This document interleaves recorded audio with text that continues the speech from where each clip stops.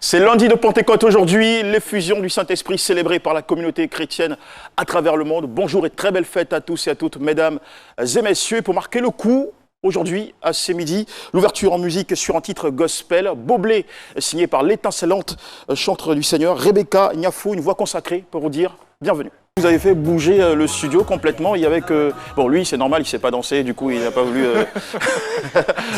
Mais ça va venir, on était très heureux de voir Dr Philo et Alexandre Branger emportés complètement par l'atmosphère de cette chanson. Bonjour et bienvenue sur ce plateau. Très bonne fête de la Pentecôte à vous.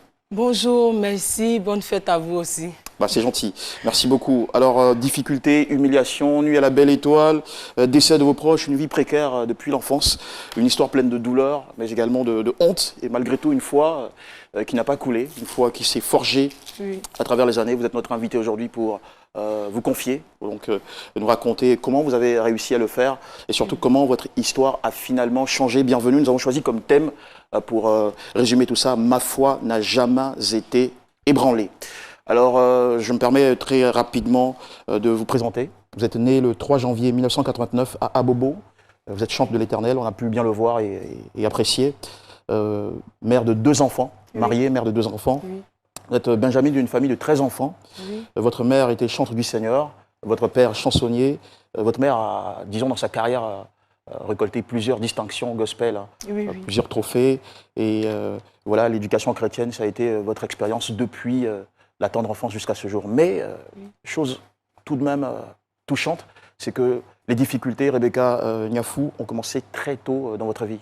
Oui, très tôt, à l'âge de 7 ans. À l'âge de 7 ans, papa ne travaillait pas. Déjà, quand je suis née, quelques mois après, c'était compliqué. Papa ne travaillait pas, donc à l'âge de 7 ans, c'était encore plus difficile. Donc, papa n'arrivait plus à payer la maison. Il était obligé de nous déposer chez des personnes qui pouvaient l'aider à s'occuper de nous. Maman s'est retrouvée au village et elle puisait l'eau des maçons. Des maçons pour pouvoir avoir quelques jetons, pour pouvoir s'en sortir. Voilà. Et moi, je suis restée avec papa, avec mon grand frère qui est chantre aussi, qui se nomme Moyo le prédicateur. Nous sommes restés avec papa, mais c'était encore plus difficile. Et dans la cour, nous étions, il y avait une dame qui faisait qui avait un restaurant. Et j'allais laver les assiettes là-bas pour pouvoir avoir de quoi manger. Donc, je prenais la nourriture là-bas, la nourriture qui restait sur les tables des clients. Je rassemblais la nourriture et puis mon grand frère et moi, on arrivait à manger. Et après ça, papa a vu que c'était encore plus dur, puisque lui-même, sa santé n'était pas ça. Il était très malade, donc il a décidé de nous déposer chez des personnes qui étaient vraiment parents à lui. Donc, nous sommes restés là-bas. Après, la maman qui m'avait reçue devait aller en voyage. Donc, elle est partie en Europe et c'était encore plus difficile. C'était encore plus difficile. Donc, j'ai décidé de fuir. Et là, j'allais dans une maison inachevée où il y avait des enfants qui étaient dans la rue. Et c'était quand même une prise de risque de fuir au moins une maison où vous aviez un lit, un entourage pour la rue, oui, avec toute l'incertitude que ça représente. C'était vraiment difficile, mais bon, je ne mangeais pas bien. Et on allait de maison en maison. On allait de maison en maison parce qu'on n'avait pas un endroit où dormir. Et même quand on avait un endroit où dormir, l'accueil n'était pas ça, c'était la maltraitance. Et j'étais un enfant en ce temps. Donc, je cherchais le bonheur, je voulais être heureuse. Besoin d'être aimée. Voilà, je cherchais l'amour, voilà. Et je me suis retrouvée dans une maison inachevée où il y avait des enfants dans la rue. Et là, on allait laver les assiettes des restaurants pour pouvoir manger. Et à l'époque, vous étiez dans quelle ville ou quelle... C'était à Bobo. Toujours à Bobo. Oui, oui. Qu'en est-il de l'école, de la fréquentation scolaire? Bon. En ce temps, j'étais au CE1, mais je partais pas trop à l'école parce que la maison et l'école. La distance était très longue. Donc, souvent, je marchais même, mais j'arrivais à 10 heures. Donc, du coup, je n'allais plus à l'école. Vous avez été démotivé par Oui, tout oui. l'effort que ça exigeait? Oui, oui. Et après ça, j'avais appris que mon grand frère dormait dans un salon de coiffure. Donc, j'allais là-bas de temps en temps. Quand je finissais la lessive, les femmes qui faisaient les restaurants, là, je rassemblais la nourriture, puis lui et moi, on arrivait à manger. Donc, maman étant au village, elle puisait l'eau. Et c'est quand elle est en train de puiser l'eau en chantant qu'elle a fait la connaissance de quelqu'un qui l'écoutait chanter, mais qui a dit mais tu chantes très bien. Et il a décidé de la produire. Et après l'album, elle est venue à Abidjan et elle a loué une maison à Bobo PK18. Et elle est venue nous chercher, elle nous a rassemblés, nous sommes partis vivre avec maman. C'est dans ce même instant-là que malheureusement papa est décédé. Donc nous sommes restés dans la maison. Et est-ce que une fois maman ayant trouvé cette maison-là, une sorte de nouveau statut, est-ce que le quotidien s'est un peu amélioré, soulagé pour vous? Les débuts, ça allait un peu, puisqu'elle était beaucoup sollicitée. Donc, elle arrivait. Mais il faut dire qu'une femme qui n'a personne, elle est toute seule, elle doit payer les études de ses enfants. Vous étiez nombreux? Oui, on était nombreux, mais côté maman, nous étions 5, on était 6 normalement, mais j'ai perdu ma grande sœur. Donc, nous sommes restés 5. Et nous, les 5 là, elle seule, elle devait payer l'école, elle devait payer la maison, les factures, la nourriture de tous les jours. Donc, il faut dire que ce n'était pas facile. Et arrivé à un moment donné, ça n'allait plus, au point où nous avons fait 10 ans sans payer la maison. Comment est-ce possible? 10 ans sans payer le loyer, vous voulez dire? Sans payer le loyer. Mais je veux profiter pour dire merci. Oui, c'est ça. Oui. Bonne question, docteur Philo. C'était un homme de Dieu? Non, ce n'était pas un homme de Dieu, mais c'est quelqu'un qui avait vraiment la main sur le cœur. Et je veux profiter pour dire merci à cette famille-là qui nous ont vraiment adoptés et qui ont vu ce que nous étions en train de traverser, qui ont dit à ma mère, bon, c'est bon, ne paye pas jusqu'à ce que vous ayez le courage de payer. Mais là, je veux profiter encore pour dire merci à quelqu'un qui est venu comme un ange dans notre vie, qui est l'époux aujourd'hui de ma maman, qui nous a soutenus ces temps-là et qui a pu payer petit à petit la maison. Papa Passagnon. Quand vous dites qu'il a pu payer, on entend très bien que vous parlez du loyer, mais quand vous dites qu'il a payé petit à petit, c'est-à-dire qu'il a remboursé les 10 années de dette que vous aviez envers le propriétaire. Il l'a fait.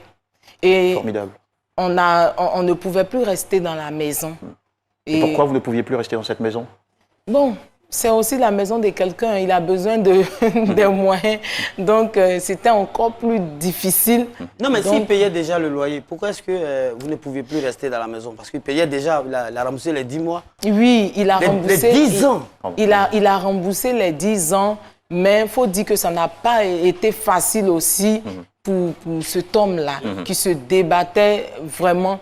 Parce qu'il a aussi ses enfants. Donc, ça n'a pas été facile pour lui.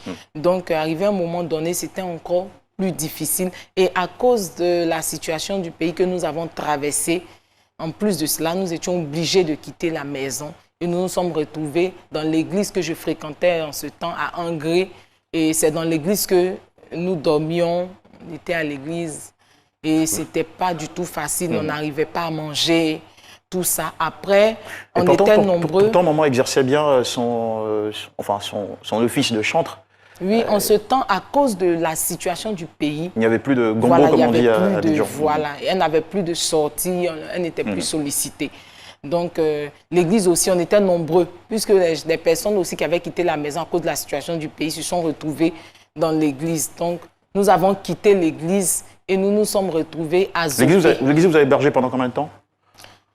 Pendant 1 an. Oula, pendant 1 an. Et après ça, nous nous sommes retrouvés à Zopé, où maman essayait de faire un petit commerce pour qu'on puisse manger. On était à Zopé chez le neveu de maman, que je salue aussi, qui a été un soutien pour nous. Et nous sommes restés là-bas et quelques mois après, maman a eu un accident où elle a été la seule survivante. Je veux rendre gloire à Dieu pour ça. Ça n'a pas été facile, mais elle a été la seule survivante. Et après ça, une semaine après, elle a perdu son petit frère qui était comme un père pour moi. Et nous avons quitté Azopé. Moi, j'ai quitté Azopé, je suis venue à Abidjan parce que là, je devais faire ma dot. Mon fiancé voulait vraiment prendre les dispositions qu'il faut prendre. Et il venait de finir ses cours de la marine marchande. Il était étudiant Oui. À l'école de marine marchande. Oui. D'accord. Alors, il faut dire que vous avez reçu beaucoup de coups dans la vie. Ouais. Déjà, merci, Dr Philo. On a dû sacrifier votre rubrique pour donner le temps à notre invité de s'exprimer. Non, mais c'est l'expression même de la Pentecôte. C'est-à-dire qu'il faut donner un pan de ta côte à ton prochain pour permettre à cette personne de s'exprimer. Donc, je vous offre un pan de ma côte. Formidable. Merci beaucoup, Dr Philo. Toujours géant. Alors, vous avez reçu beaucoup... La vie vous a donné beaucoup de coups. Tout ça, c'était des épisodes, je dirais, assez difficiles pour vous avant d'arriver disons, à l'étape de vos fiançailles et de votre mariage. Pendant toute cette période, parce que vous avez, je pense, pris une formation aussi pour être secrétaire bilingue, ce que vous n'avez pas pu continuer, faute de moyens. Oui. Alors, pendant toute cette période, aussi jeune que vous étiez, aussi enfant, on va le dire, comment vous arrivez à faire face sans vous démoraliser, sans désespérer, si tant est que ça a été le cas? Maman disait toujours, elle me disait toujours,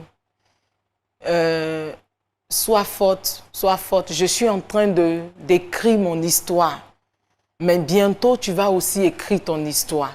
Donc il faut dire que maman, elle était tellement ancrée dans le Seigneur qu'elle nous donnait la force de tenir, de continuer, parce qu'elle nous enseignait toujours la voie du Seigneur. Elle nous parlait toujours de Christ. Elle nous disait, voici ce que Christ a vécu. Et nous allons traverser une situation, mais la gloire est devant.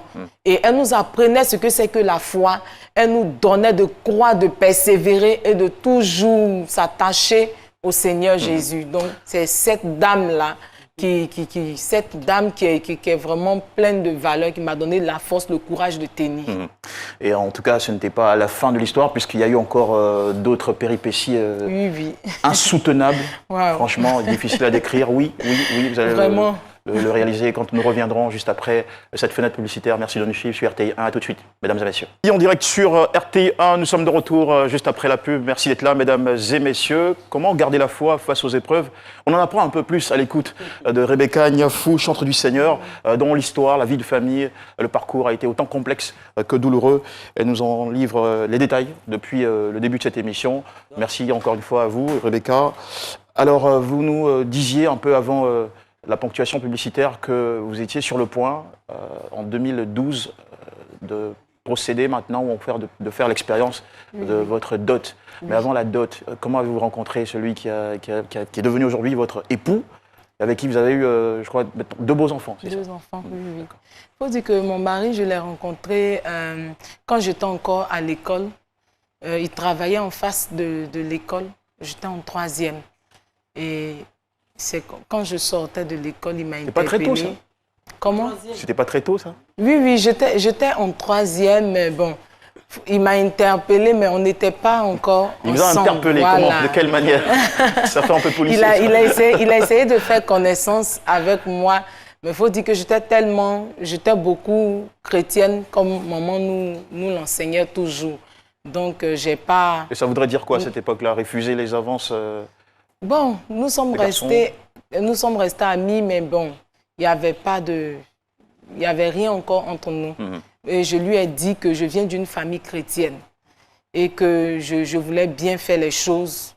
Et c'est comme ça qu'un jour, il est allé 3 ans après. Parce qu'après ça, nous nous sommes perdus de vue.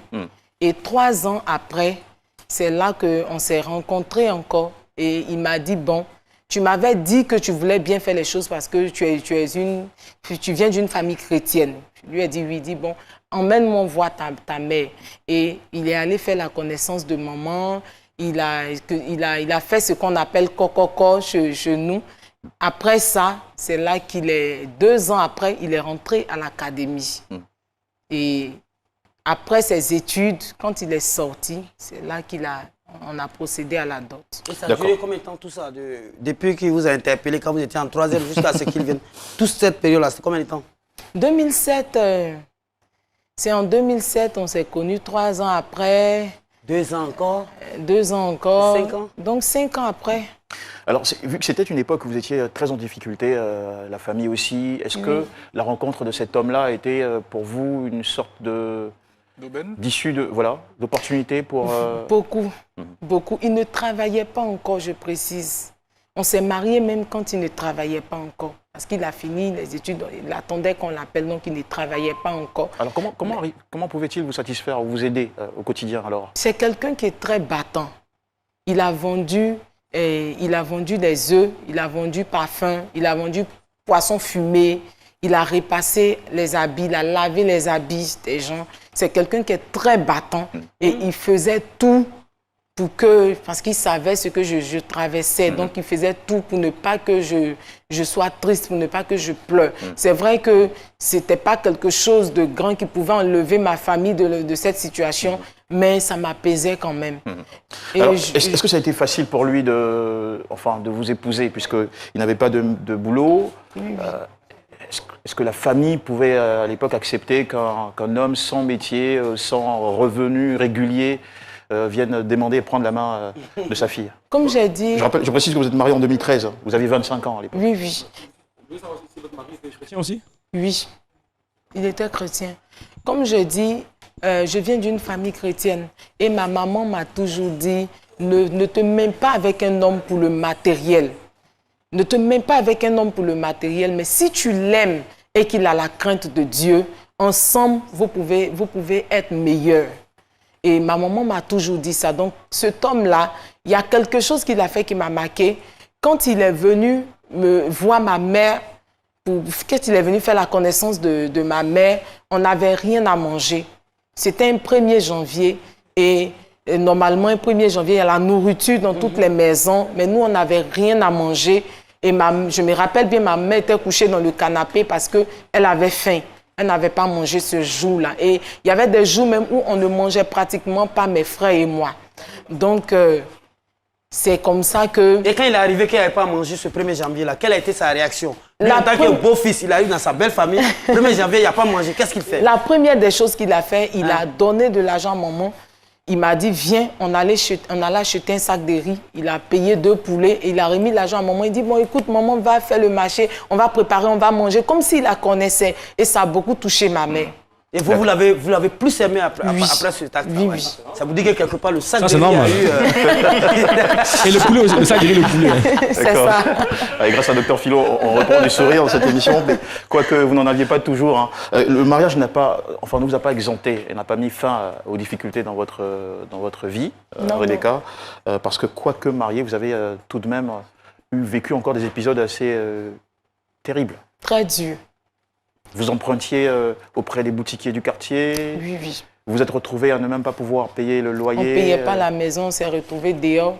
On a fait 6 mois dehors avec mes 2 enfants. J'étais encore nourrice et j'étais obligée de payer même les petits biscuits là. Je mouillais, je tapais, c'est ce que je donnais au bébé. Et je me rappelle un jour, nous étions dans une maison où le toit même était gâté et c'était pendant la saison pluvieuse. Et il pleuvait tellement fort que le lit était mouillé. Et on dormait sur le lit mouillé avec mes 2 enfants et mon fils, puisqu'on dormait dans le noir, sans l'eau, sans courant. Il n'y avait pas d'électricité à la maison? Non, non. Il n'y avait pas d'électricité, il n'y avait rien. Donc, mon fils s'est mis à genoux une fois et puis il a commencé à prier. Il dit, Jésus, je suis allée chez ma camarade, il y a le courant là-bas, on regarde Claude et Petit là-bas. Jésus, il faut permettre aussi que mon papa travaille. Et je suis pris mon enfant en train de prier comme ça et c'est là que j'arrivais à supporter. Mais c'est là que je me suis effondrée, je ne tenais plus. Je ne tenais plus parce qu'il faut dire que tout ce qui se passait là, j'avais le courage parce que je disais à mon mari, tu seras riche. Tu seras riche et on sera grand, les gens vont parler de nous. Donc j'avais cette foi-là que Jésus allait faire parce que ma maman a tellement souffert, elle m'a appris beaucoup. Et j'ai appris beaucoup de choses près d'elle. Donc j'avais la force puisqu'aujourd'hui elle est en Europe, donc je disais, ma maman a souffert et aujourd'hui, le Seigneur a séché ses larmes. Donc Dieu est capable de faire pour moi. Et c'était des moqueries au quartier, puisque mon mari ne travaillait pas. Ce que, en étant jeune, ce que les jeunes ont l'habitude de porter, je n'avais pas. Et ça riait.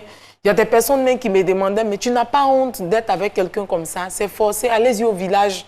Il y a des moments même où on prenait des prêts et on n'arrivait pas à payer. Et c'était l'humiliation. Je me rappelle même une fois, ils m'ont humilié dans la cité. Ils m'ont tellement humilié que j'avais honte de sortir. Et même les boutiquiers. Quand vous parlez d'humiliation, comment ça s'est passé? Bon, on devait à quelqu'un qui est venu réclamer son argent et j'expliquais. Bon, je ne me rappelle plus trop de la somme. Alors, il a fait un tapage dans toute la cité? Oui, il a fait un tapage dans toute la cité. Vraiment, j'avais tellement honte que je ne savais même pas comment sortir. Parce que je suis quelqu'un de beaucoup réservé. Donc, j'étais vraiment... Vous vous souvenez aussi de ce jour, quand on préparait l'émission, vous avez dit que vous aviez envoyé votre enfant chez le boutiquier au quartier pour encore emprunter? Oui. Et il m'a demandé au moment de dire quoi. Si je vais de dire quoi, je n'ai pas su quoi dire parce qu'on avait tellement pris que je n'ai pas su quoi dire. Donc, jusqu'à ce qu'un jour... La situation va changer tout de même. Oui. Et comment vient, disons, la révolution, le changement ou le miracle peut-être? Un jour, j'étais en train de prier. Je disais au Seigneur, Seigneur, tu m'as dit que ma situation va changer. Donc, je crois en toi, je sais que tu vas faire quelque chose. Et tout ça, c'est parce que vous preniez toute cette assurance des Écritures, de votre méditation des Écritures? Oui, oui. Le Seigneur a dit dans sa parole, cherchez premièrement le royaume des cieux et tout vous sera donné par-dessus tout. Donc, la première des choses que je devais faire, c'était de m'attacher fortement au Seigneur parce que je savais que tôt ou tard, il allait relever ma tête. D'accord. Donc, ça me Alors, vous faites votre prière et qu'est-ce qui se passe après? Et il y a une maman que j'aimerais préciser que l'église que je fréquentais, m'a aussi soutenue. Je vais dire merci à maman Assoa qui nous envoyait de temps en temps un peu de riz. Voilà, elle nous soutenait aussi. Et là, j'étais en prière et voici que maman Nadège. Là, on est en quelle année? Bon, ça, c'était en 2017. 2017, d'accord. 2017, vers fin 2017. Maman Nadège vient. Pendant que vous étiez en prière? Pendant que vous étiez en prière? Après la prière. Après la prière, oui, oui. Oui. Je reçois la visite. Bon, peut-être 30 minutes comme ça. Oula, d'accord. Oui, oui. Je reçois la visite de maman Nadège qui venait de temps en temps prier avec nous à la maison. Elle me dit, le Seigneur me met à cœur de venir te soutenir en prière parce qu'il m'a dit que tu es fatiguée. Je dis oui. Elle m'a demandé qu'est-ce qui se passe, je lui ai expliqué. Et vous n'avez pas l'habitude d'expliquer vos difficultés à... Même mes parents, je n'expliquais pas. C'était la première fois que vous vous confiez à une tierce personne? En Afrique, on a l'habitude de séparer. Quand c'est dur, les parents, ils aiment leur enfant. Donc, ils ne vont pas supporter ce que tu vis. Ils vont te dire, non, prends tes enfants, c'est bon, va en famille. Je ne voulais pas ça. Mon mari même, à un moment, il était fatigué, il était en larmes et il m'a dit, est-ce que tu peux rentrer un peu en famille? Je lui ai dit, nous sommes mariés pour le meilleur et pour le pire. Donc, nous allons vivre ça ensemble. Ça, c'était en quelle année, ça? Ces femmes comme ça, là, 2020, là, on gagne plus. D'accord. Alors, mais avec Jésus, c'est possible. D'accord. Alors, vous faites votre prière, 30 minutes après, vous avez... La maman vient et elle nous soutient en prière. Elle vous pose une question, de quoi avez-vous besoin? Je dis ce que je veux, c'est que mon mari travaille, peu importe l'argent qu'il reçoit chaque fin du mois, mais qu'il travaille pour que mes enfants puissent aller à l'école. Parce que mon fils a fait 1 an sans aller. Il n'est pas parti à l'école parce qu'il n'y avait pas les moyens. Alors, qu'est-ce qui va se passer par la suite? Est-ce qu'elle réussit à vous ouvrir une porte quelque part? Oui, Christ réussit à m'ouvrir une porte par elle. Précision importante. Oui, oui, parce que c'est le Seigneur qui le fait. Et elle nous a beaucoup soutenus dans la prière. Quand elle gagnait, pas évangéliser, quand elle gagne un peu d'attiqué, elle m'envoie, ma fille, voici un peu d'attiqué. Et jusqu'à ce que le Seigneur ouvre une porte dans la vie de mon mari et on l'appelle pour le boulot.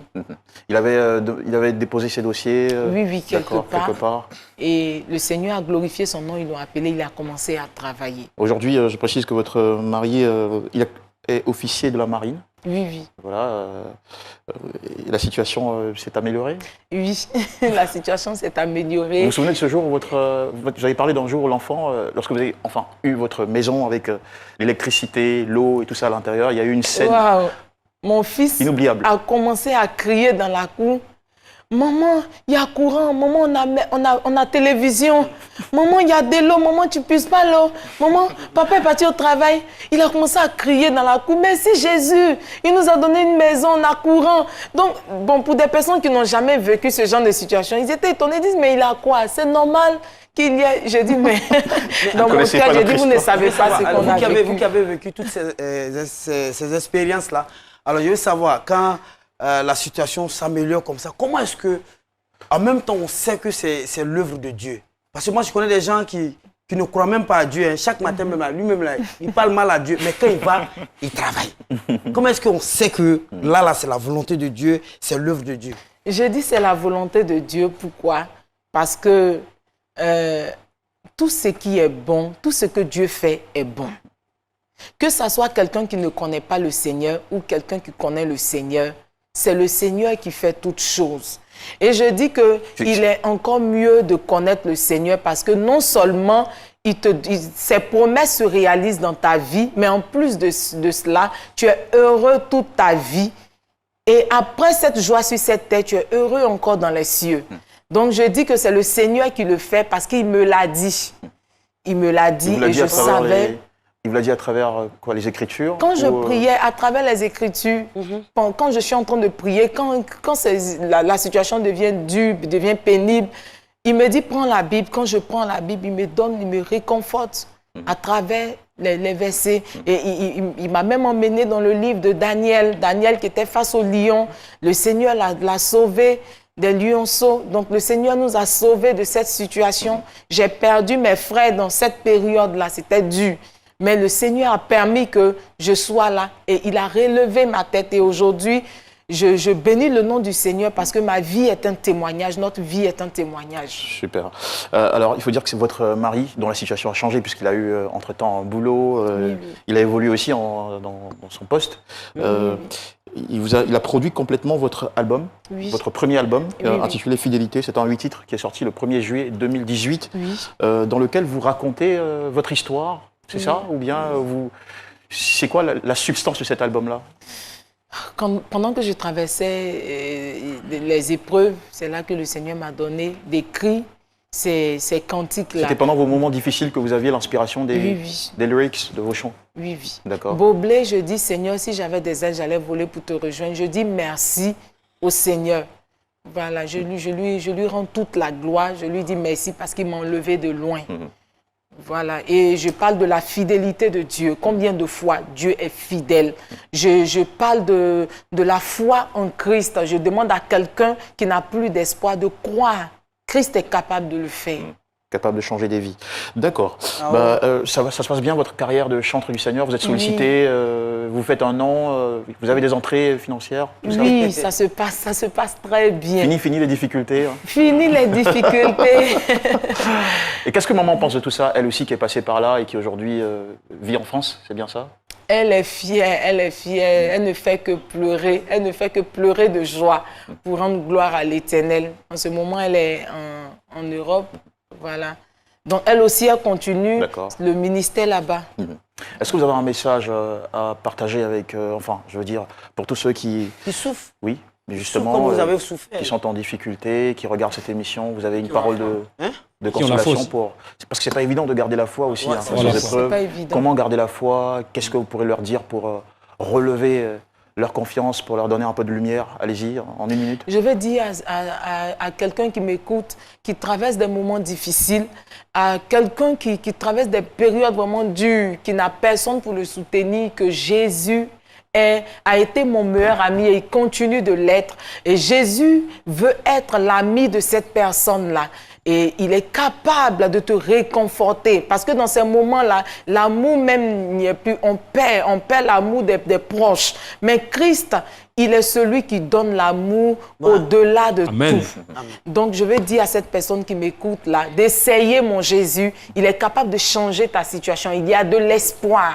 il y a de l'espoir. Et surtout, les jeunes filles qui sont en classe de 3e, faites attention à ceux qui travaillent en face de votre porte. Elle est à l'école. Bon bonheur pour se trouver. Elle est à l'école. Docteur Philo, incroyable. Rebecca Niafou, merci beaucoup d'être passé Merci à vous nous voir aussi. et partager votre belle histoire ce jour de Pentecôte. Encore une fois, belle fête à vous, à toute la Merci. famille. On salue votre fils. J'étais D'accord. très content enfin de pouvoir regarder ses clubs de petits et tout. Et puis votre mari aussi, bravo, vous êtes un bel exemple de foi, de ténacité dans la foi surtout, parce que la foi, c'est aussi ça, c'est disons, de traverser les épreuves sans perdre ses convictions, Oui, oui. en s'attachant à ce dans quoi on croit vraiment. Ouais. Donc bravo pour ce bel exemple de bravo, bonne continuation, et puis on vous souhaite encore de Merci. belles choses, une belle carrière. Merci. Et à votre époux aussi, pourquoi pas Merci. encore des grades, c'est ça, des majorations, des promotions, Des grades, etc. ouais, etc. des- Voilà. Merci beaucoup. Des Je vous grades embrasse très fort. spéculatives. Pardon? Des grades spéculatives. Allez, merci beaucoup. Nous allons maintenant, un peu comme pour être en harmonie avec le milieu de votre époux qui est dans la marine, voilà, on va naviguer vers la prochaine étape de cette émission. Et la seconde partie, toujours liée au Covid-19, il est là, Paulus Agathon, avec vos interrogations, et nous allons y répondre grâce à notre docteur. Allez, à tout. Maintenant, dans cette seconde partie, nous le disions il y a quelques poussières de secondes, consacrée au Covid-19 et à toutes vos préoccupations de l'heure liées à l'actualité. Paulus Agathon? Oui. Ouais, docteur Paulus. Docteur Paulus, bonjour. Oui, rebonjour Jean-Michel, bonjour à toutes, bonjour à tous. On va y aller en ce qui concerne les statistiques. Le point de la situation à ce jour, il y a 2833 personnes qui ont été identifiées positives sur le territoire ivoirien. On a 1365 personnes sous traitement, 1435 guéris et 33 décès. Ce qui porte en termes de statistiques, on a 50% de guéris, 49% de personnes sous traitement et 1% de décès. Nous, on va dans quelques instants recevoir docteur Linda Caboret. Voilà. Oui, laissez-la venir, s'il vous plaît, rapidement. Docteur. Il ne reste pas assez de temps. Eh, docteur Sapé.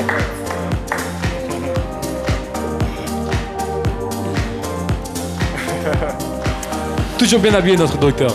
Toujours bien habillé, notre docteur. Toujours. Docteur Linda Caboret, docteur en pharmacie, bonjour, bienvenue. Bonne fête. Et ça tombe bien, docteur. Bonne fête, Pentecôte. Bonne fête à vous. Bonne c'est lundi fête. de Pentecôte. Moi, j'ai une préoccupation en même temps. Hein. Les lieux de culte sont ouverts. Non, je me suis dit que le vieux celui-là, il faut que lui demande. Ok. On a ouvert les lieux de culte, docteur. Et bon, vraiment, nous sommes à l'église le dimanche. Hein? Et puis, bon, on doit prendre communion. Bon, oh, le prêtre aussi, là. On ne peut pas donner communion à moins d'1 mètre. C'est-à-dire, je veux dire quoi? C'est-à-dire, 1 mètre, comment le je ne sais pas. Oh, il peut arriver qu'au moment où il a très ma communion nette, qu'il tousse. C'est combien à distance? Ouais. Non, docteur, je veux savoir comment est-ce qu'on peut s'y prendre dans les lieux de culte en ce moment. Voilà, franchement. C'est compliqué. C'est un peu compliqué parce que tous les lieux de culte étaient fermés. Je crois que même la Mecque est toujours fermée, etc. Donc chacun a pris des décisions. Ici, par exemple pour l'église, puisqu'on est en pleine Pentecôte, il y a des églises qui se sont organisées pour respecter les mesures barrières. Parce que contrairement à ce que les gens pensent, le virus n'est pas désactivé dès qu'on met un pied dans l'église. Il faut que les gens se rappellent de ça. Que le virus, il existe certes à l'extérieur de l'église, mais il peut exister aussi à l'intérieur de l'église. Donc il y a des églises qui ont pris des mesures. Il faut avoir envie d'aller à la messe, puisque dès le vendredi, tu t'en vas faire ta réservation pour qu'on te donne un ticket pour ne pas dépasser le quota de 200 personnes. Ensuite, tu reviens le dimanche à l'église avec ton ticket. Si tu vas spontanément, tu ne rentres pas. Maintenant, ils ont fait les bancs, distanciation sur les bancs, lavage des mains, mais cela n'empêche pas qu'il faut faire attention. Attention parce que, comme je disais, le virus n'est pas désactivé. C'est vrai que la communion est un problème. L'Église catholique, elle, s'est adaptée à la communion et à la paix du Christ aussi. On ne se salue plus, on se salue de la tête. Mais prier, c'est beaucoup aussi dans son cœur. Donc Dieu, il sait très bien qu'il y a une situation particulière et il ne t'en vaudra pas. il y a aussi pratiqué sa foi, comme on a vu le pape, etc., qui ont fait des messes seuls. Et comme il y avait avant pour les malades, tu peux aussi rester chez toi et prier et être en communion spirituelle. C'est à chacun de lire dans son cœur. Je parle plus des catholiques parce que c'est ce que je connais. Oui, c'est le cas qui faisait. Docteur Linda, donc, pour revenir à la question de docteur Philo, qu'est-ce que vous préconisez, par exemple, dans ce type de situation? Est-ce qu'il faut peut-être suspendre le service de la communion ou je pense qu'il y a une autre façon de le recevoir. On peut le recevoir dans la main et le porter soi-même à la bouche. On peut recevoir à la main et porter à la bouche. Mais Corona, c'est toujours un être humain qui va te donner. Donc, je ne sais pas quelle est la disposition que les prêtres ont prise. Oui, on dépose chacun passe. Vous ne préconisez pas quelque chose de particulier non plus dans ce type de situation? Moi, personnellement, je suis entourée de plusieurs cultes chez moi. Donc, je suis la messe à partir de chez moi. J'entends tout. Non, donc, Hosanna, le virus Alléluia. a été un démon. Donc, c'est le moment même de multiplier même la chasse des démons. Non, j'ai préconisé à ma mère qui a plus de 70 ans d'aller à l'église quand il n'y a personne.